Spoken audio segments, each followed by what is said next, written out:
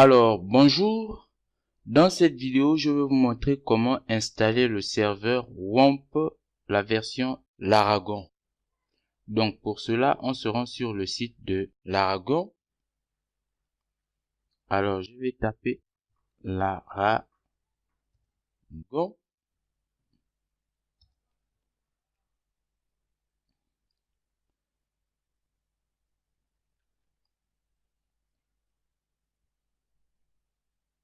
Alors, une fois sur le site, je vais à la page de téléchargement.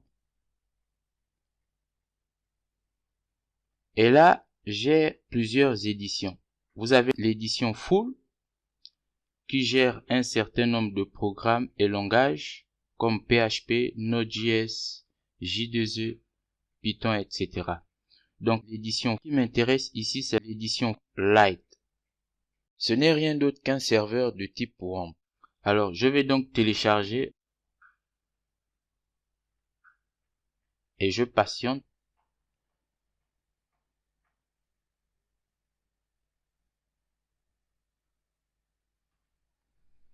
Alors, le téléchargement a commencé. Moi, j'ai déjà le setup sur mon bureau. Vous l'avez peut-être remarqué au début de la vidéo. Donc, je vais interrompre et on passe à l'étape suivante. Alors, j'ai mon setup ici. Je vais lancer l'installation. OK. Et je choisis la langue. Français, bien sûr. Je valide. Et je vais suivre les étapes d'installation. L'installateur m'invite à choisir où installer Laragon. Toujours installer vos serveurs à la racine du disque système. Je valide. Suivant. Alors ici, j'ai 3 cases à cocher. La première, qu'est-ce qui va se passer? Laragon va démarrer à chaque fois que Windows démarrera. C'est pas ce que je veux. Rien ne dit qu'à chaque fois que je vais démarrer Windows, ce sera pour faire du développement. Donc, je décoche cette partie.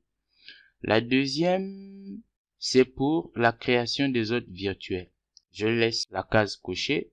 Je vous expliquerai plus tard ce que cette option permet de faire comme tâche. Et la troisième case, c'est pour ajouter ces deux actions au menu contextuel. C'est quoi le menu contextuel? Je vous donne un exemple ici. Vous avez ça. Là, j'ai par exemple ouvrir avec Visual Studio Code, Notepad++. Donc, je laisse la case cochée et on progresse.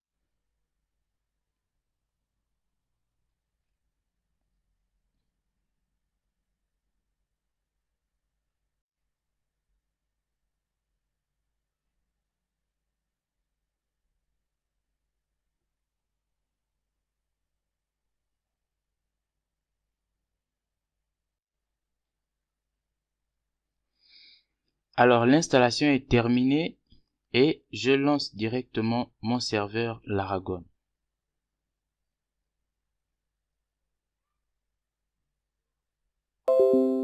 OK.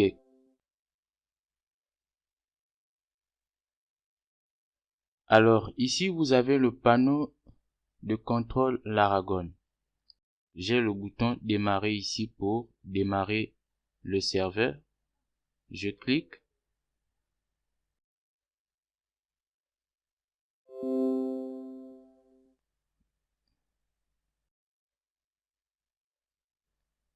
Alors, je vois ici menu. Alors, je vais dans paramètres. Ici, vous avez le dossier route, le dossier où sont stockées les bases de données, les ports des applications et l'intercepteur d'email.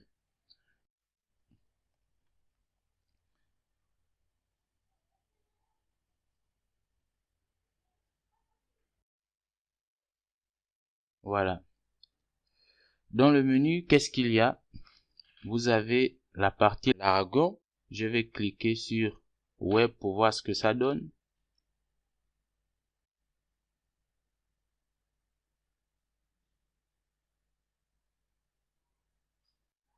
Alors, ça m'ouvre la page d'accueil du serveur l'Aragon.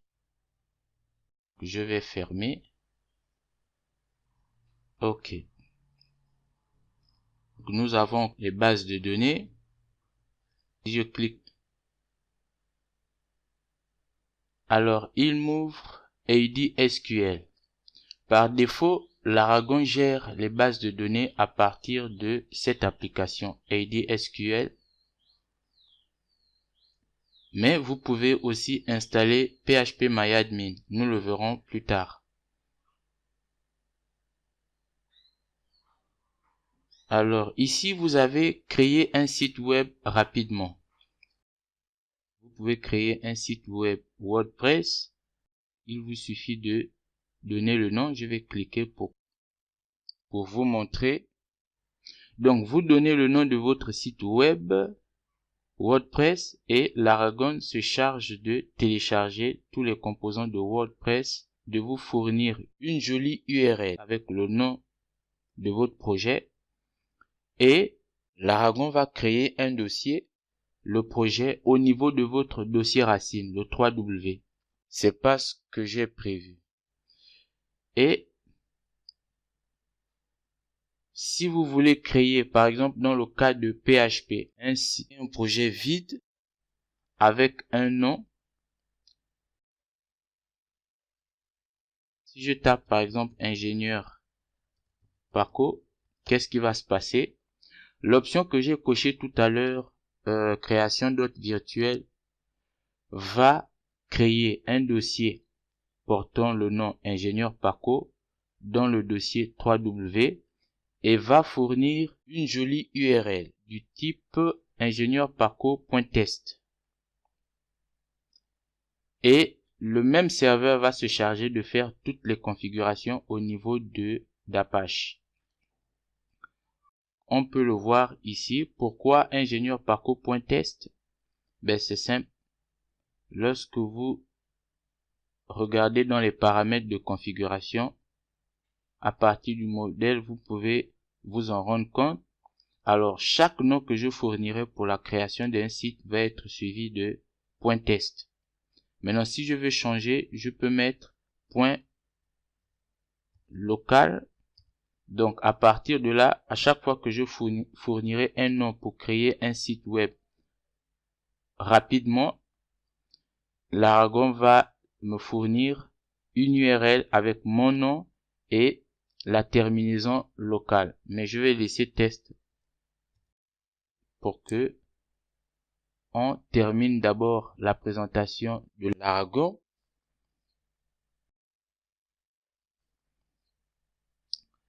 Alors, je poursuis. Vous avez PHP. Vous pouvez voir la version actuelle et vous avez le dossier, un raccourci pour pouvoir ouvrir le dossier PHP. Et vous pouvez même ajouter votre version de PHP. On le fera plus tard. Ici, dans la partie extension, vous avez la possibilité d'activer ou de désactiver des librairies. On passe à Apache. Vous avez la version d'Apache ici. Vous pouvez recharger et un raccourci pour accéder au dossier des alias ou bien modifier la configuration pour accéder au dossier de configuration d'Apache. Même chose avec MySQL. Bon, comme vous l'avez constaté tout à l'heure, j'ai ouvert AD-SQL. Donc, par défaut, l'Aragon gère les bases de données avec l'application AD-SQL. Mais vous pouvez ajouter PHP-MyAdmin. Vous avez ici au niveau de PHP l'intercepteur d'email, l'émetteur. À quoi ça sert? C'est une sorte de simulateur de mail. Vous savez que lorsqu'on développe avec PHP, à chaque fois qu'on utilise la fonction mail, il ne se passe rien à moins qu'on soit sur un serveur de production. Mais en local, rien. Donc à partir du moment où le débogueur ne nous signale aucune erreur, on considère que le mail a été envoyé. Mais avec l'Aragon, vous avez la possibilité d'avoir une notification pour vous signaler que le mail a été envoyé et vous avez une capture du mail. un fichier à partir duquel vous pourrez voir votre mail. On va tester tout ça. Je vais sur mon navigateur pour tester le serveur. Donc, je tape ici localhost et je teste. L'Aragon fonctionne bien. Je vais tester PHP. Alors ici, j'ai un bout de code PHP pour tester. L'Aragon travaille avec un dossier 3W, comme avec WAMP Server. Donc, je vais enregistrer ce fichier dans le dossier 3W pour que nous puissions tester PHP. Enregistrer. Disque C, comme vous pouvez le voir, l'Aragon et le dossier 3W. Je vais enregistrer ce message BJR pour bonjour et je l'enregistre. Alors, je reviens sur mon navigateur. Alors, bjr.php pour tester. Vous voyez que PHP fonctionne bien. Dans ce bout de code, j'utilise la fonction mail de PHP. Mon destinataire est ingénieurparco@gmail.com. Le message, vous pouvez le voir. Et donc, je vais enregistrer pour tester. On va voir ce que le simulateur d'email donne. Donc, j'exécute à nouveau le code. Et observez bien en bas à droite, vous avez l'intercepteur d'email qui réagit. J'ai la possibilité de voir le mail directement ou d'ouvrir le répertoire où sont stockés les mails envoyés ou reçus.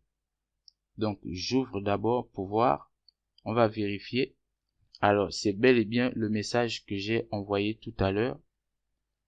Cette fois, il est structuré, c'est normal. Et je peux ouvrir le dossier. Voilà. Le mail est bien là. Il est au format texte. Mais vous pouvez l'ouvrir avec des programmes comme Outlook. Alors, nous allons essayer de tester la fonction création d'hôte virtuel. Comment ça fonctionne? Je ferme.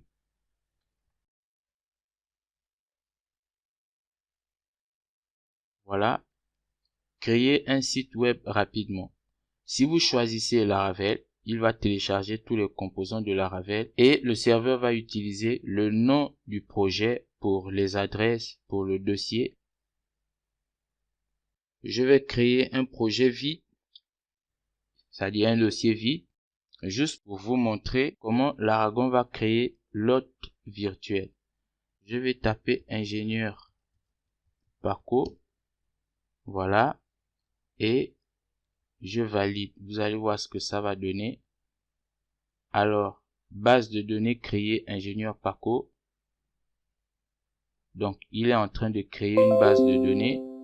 Il crée automatiquement des hôtes virtuels. Donc, j'aurai une adresse du type ingénieurparco.test.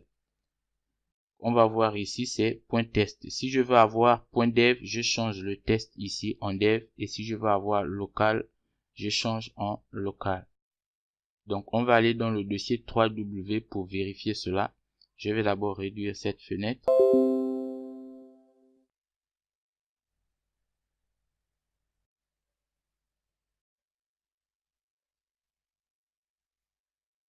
Je vais dans le dossier l'Aragon 3W et je vois bien que le dossier ingénieur Parco a été créé. Voilà. On va tester les bases de données. J'ouvre et MySQL. J'ouvre ADSQL. Alors, j'essaie de me connecter. Au cas où le serveur refusait l'accès sans mot de passe, c'est simple. Rendez-vous dans Menu, MySQL, changez le mot de passe route.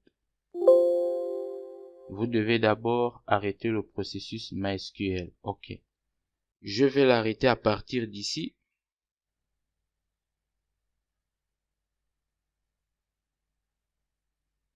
Maintenant, je peux modifier le mot de passe au cas où le serveur refuse l'accès sans mot de passe. Donc, je vais changer le mot de passe route. Vous voyez, je vais mettre OK par exemple, juste pour tester. Voilà ce que ça donne. Et après, je démarre.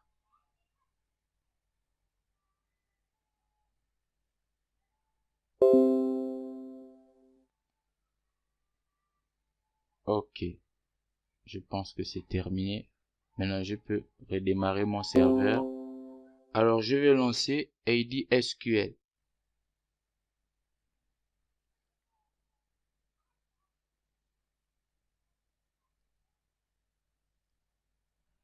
Et si je me connecte, voilà, il n'autorise pas la connexion sans mot de passe. Donc, j'ai déjà un mot de passe ici, OK. Je vais mettre OK. Et je me suis connecté. Donc, je peux voir même ma base de données qui a été créée par la fonction création automatique de site web. Voilà. Donc, vous pouvez tester PHPMyAdmin quand vous lancez. Alors, vous voyez que l'Aragon vous renvoie sur une page où on vous explique comment ajouter PHPMyAdmin parce que le serveur n'a pas PHPMyAdmin. Donc, ce que je vais faire, je vais vous montrer comment ajouter PHPMyAdmin à notre serveur Laragon. Donc, je vais sur mon navigateur chercher PHPMyAdmin. PHPMyAdmin.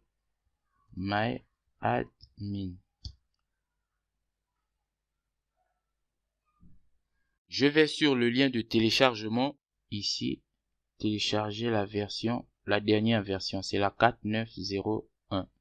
Donc, je clique. Voilà, il se met à télécharger. Moi, j'ai déjà le fichier sur mon bureau. Je vais donc interrompre le téléchargement. Alors, j'ai le fichier ici, sur le bureau, PHPMyAdmin. Donc, je vais le décompresser avec 7-zip. Je vais désarchiver dans un dossier qui porte le même nom.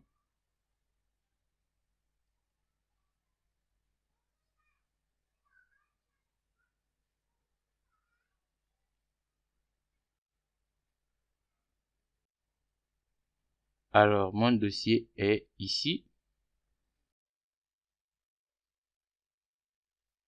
Donc, je vais ajouter PHPMyAdmin dans le dossier etc et apps. Application. Voilà. Donc, je prends le dossier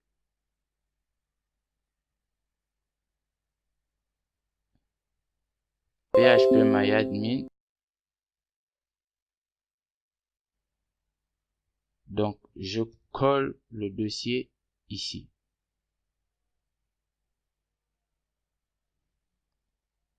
Alors, on va essayer d'ouvrir PHPMyAdmin.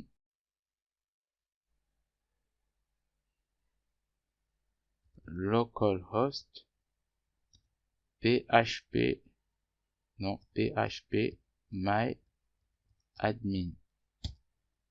Ça ne fonctionne pas. En effet, pour que cela fonctionne, il faut renommer le dossier PHPMyAdmin. Donc, qu'est-ce que je fais? Vous gardez toujours le nom PHPMyAdmin comme c'est écrit ici et vous effacez tout le reste.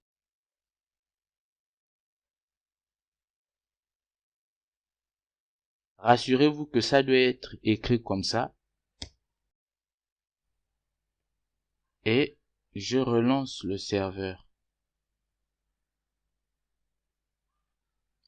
Je recharge tout.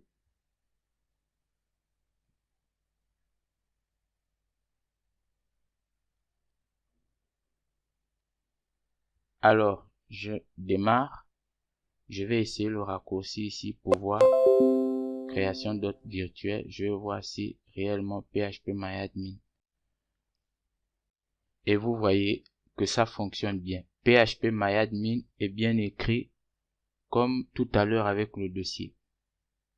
Donc, je vais taper root pour me connecter. OK. Alors, au cas où on tente de vous connecter sans mot de passe, vous aviez ce genre d'avertissement. Alors, qu'est-ce que vous faites? Vous allez dans le dossier de phpMyAdmin.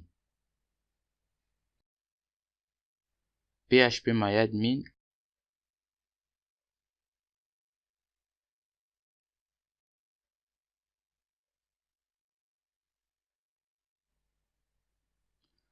Alors, vous faites une copie de config sample inc.php. Donc, vous faites une copie de ce fichier. Voilà, que vous allez renommer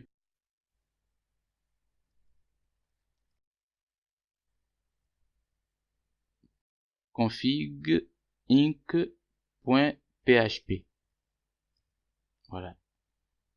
Vous enregistrez et vous l'ouvrez. Voilà. Vous l'ouvrez et vous changez ici par true.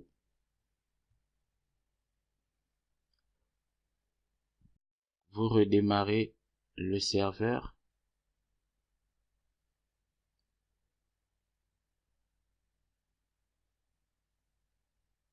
Je relance tout.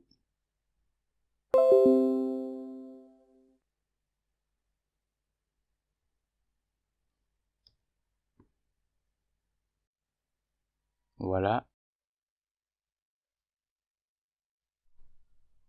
Alors, dans cette partie, je vais vous montrer comment envoyer des mails en local avec l'Aragon.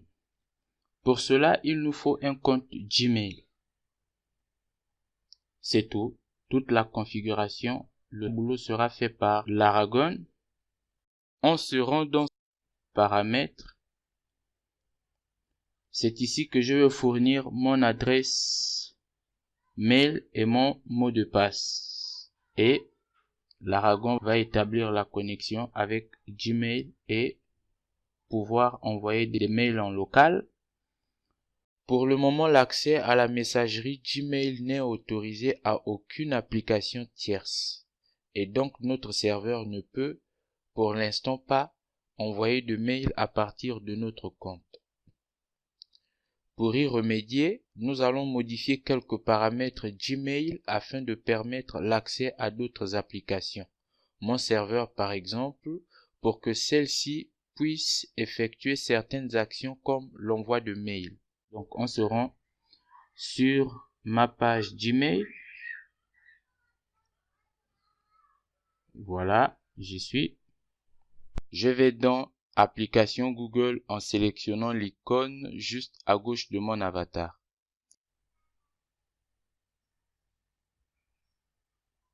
Je sélectionne mon compte pour accéder aux paramètres.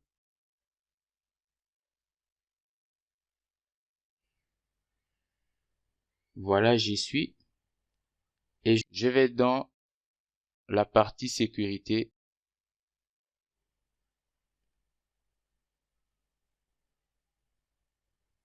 Alors, je vais descendre jusqu'à accès moins sécurisé des applications. C'est ce qui m'intéresse et je vais activer afin de permettre à d'autres programmes en dehors de Gmail de pouvoir contrôler mon compte. Donc, pouvoir envoyer ou recevoir d'emails. Donc, j'active et vous allez voir que je vais recevoir une notification de Google me signalant que des paramètres ont été modifiés. Je vais actualiser pour vérifier.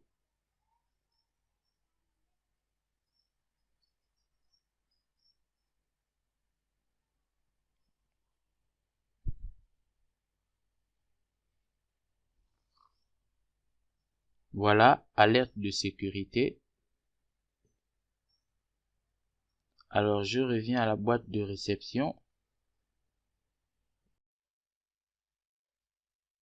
Je vais rentrer mon adresse Gmail ingénieur c'est bien écrit, paco@gmail.com et je fournis mon mot de passe. Il est visible. Mais une fois que je vais fermer la fenêtre, il va être masqué. Alors, je teste l'envoi d'email. Et voilà ce qui va se passer.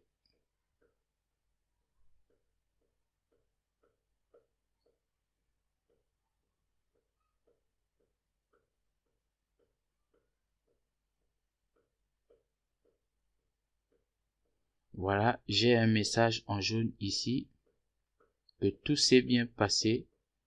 Un coup d'œil dans ma boîte pour vérifier la notification de l'Aragon. Désormais, l'Aragon peut envoyer des mails en local. Je clique. Voilà.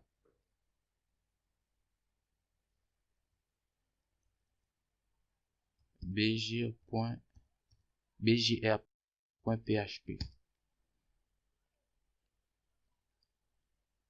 Alors, le simulateur de mail m'indique que le mail a été envoyé. Mail envoyé. Et je vais sur ma page Gmail pour vérifier cela. Donc, je clique ici. Vous pouvez le voir, envoi de mail en local. C'est le titre de mon mail ici, envoi de mail en local. Et vous pouvez voir son contenu. Ce mail est un test. On peut même déjà le voir. Ce mail est un test. Donc, le mail a été envoyé. J'ai envoyé le mail depuis mon compte à mon compte. Donc, je vais changer d'adresse. J'en ai une autre. Alors, je vais tester avec une autre adresse pour vérifier que c'est pas seulement Gmail et Gmail, mais de Gmail vers un autre serveur SMTP. Donc, je vais actualiser, exécuter à nouveau.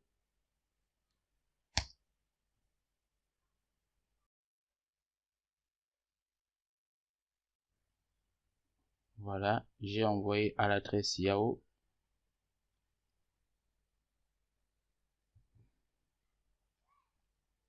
Alors, vous pouvez le voir ici. Voilà. Alors, vous n'allez pas envoyer des mails à chaque fois sur Internet pendant que vous développez, n'est-ce pas? On va donc désactiver cette fonction d'envoi de mail en local et utiliser le simulateur de mail. Pour pouvoir vous déconnecter, il vous suffit juste de supprimer le champ mot de passe et vous voyez que tout a été désactivé en bas. Vous effacez votre adresse. C'est tout. Donc là, vous avez désactivé l'option envoi de mail en local. Et je pense que c'est tout. Je vais arrêter mon serveur. Et on se dit à une prochaine vidéo. Que la paix soit avec vous.